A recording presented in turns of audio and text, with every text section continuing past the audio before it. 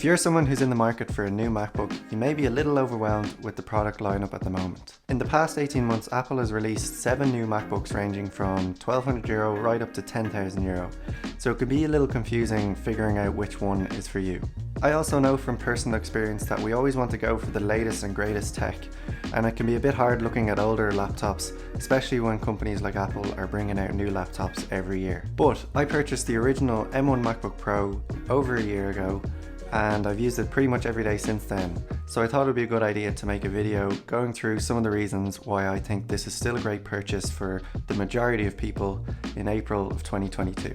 I'm speaking from personal experience with the MacBook Pro, but a lot of what I'll say today is relevant to the original M1 MacBook Air as well. So firstly, I want to talk about the M1 chip itself. Now, I know since the M1 chip was announced, we've also seen the M1 Pro, the M1 Max, and more recently the M1 Ultra.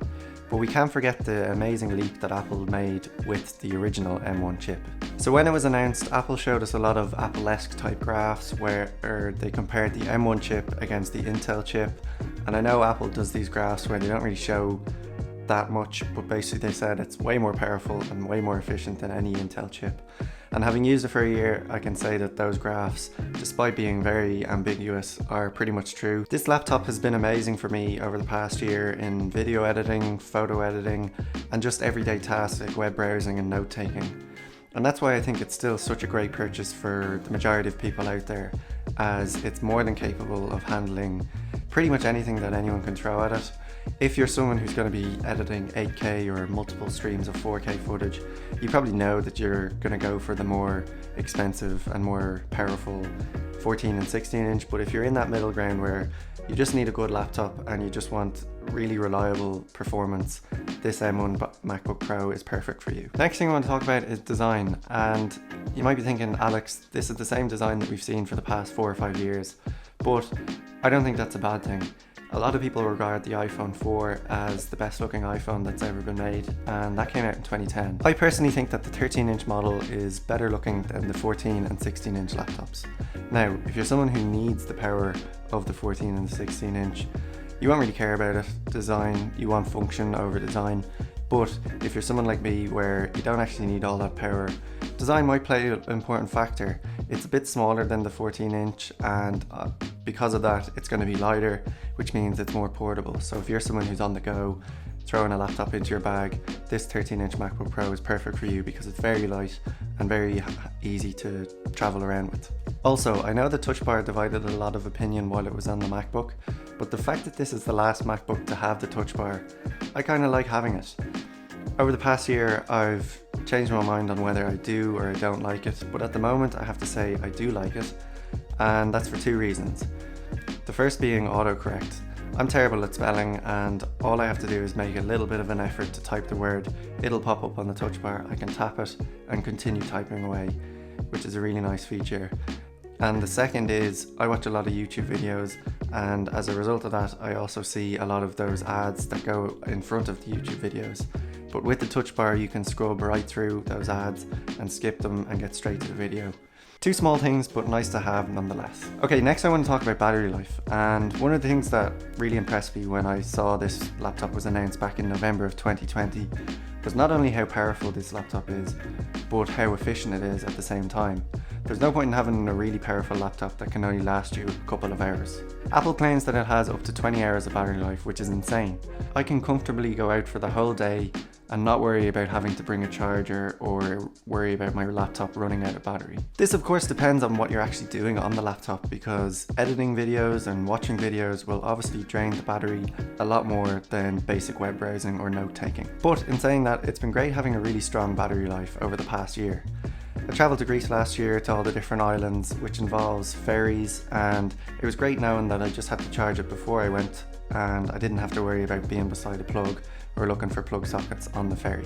This is why I think this M1 MacBook Pro is a great option for anyone who's on the go, or maybe even a college student. If you're someone who just wants to have a really strong, reliable battery life, this is the laptop for you. So, looking at the pricing on Apple's website, currently the M1 MacBook Air is €1,129 and the M1 MacBook Pro is €1,449. But if you go to Apple's refurbished website, the M1 MacBook Air is €959 and the MacBook Pro is €1,229. Now that's a pretty good deal, and I would highly recommend anyone who is looking at either of these laptops to use that refurbished site. I've personally used it. I got this Apple Watch off there and it's perfect. They're all certified, they're all like new products, but you just get a bit of a saving. I think it's a really good deal. But yeah, for that price, I think it's actually a really good deal.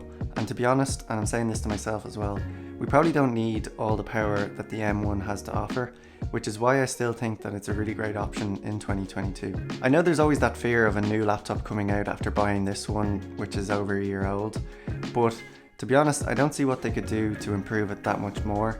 Maybe a little bit of a redesign or a few minor tweaks, but in terms of performance, this laptop is going to be good for a few years. So another reason why I think this is a great laptop is the display. Now I know it's not as good as the new 14 and 16-inch laptops, but it still has a really great 13-inch Retina display. It has a resolution of 2560 by 1600 with 227 pixels per inch. It can get up to 500 nits of brightness, which is really nice to have when you're working outside. I know last summer I sat outside in the sun a bit and it was nice to have that bright screen so I could still see what I was doing. Of course, this isn't a perfect laptop, so I want to mention a few cons that might affect your decision to buy it. The ports. This laptop only has 2 USB-C ports, which simply isn't enough, especially if you're using one of them to actually charge the laptop. As a result, you will have to buy an external adapter.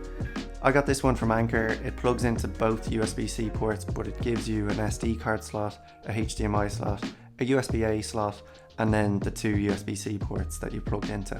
So it works for me. It's not too big a deal, but if you're someone who wants to have those ports on the laptop, then you'll have to go for the newer 14 and 16-inch models because they brought them back with that range. Another major disappointment of this laptop was the webcam, and it's still using the 720p webcam that we've seen for I don't know how many years before, and that was really annoying, especially when we were all in the middle of COVID and doing video calls.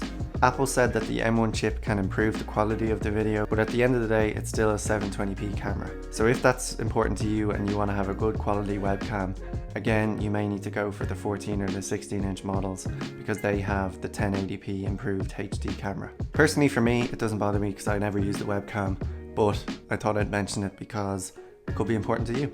Lastly, I want to talk about the refresh rate of the screen. I know I mentioned earlier that I really like the display and I stand by that, but it is only at 60Hz refresh rate. If you're someone who wants a high refresh rate screen, again you'll have to go for the 14 or the 16-inch models, as they have ProMotion where it can go up to 120Hz. Doesn't affect me again, but if that does affect you, I thought I'd mention it. Overall, I think this is a really great purchase for anyone to buy in 2022. I plan on keeping mine for a number of years.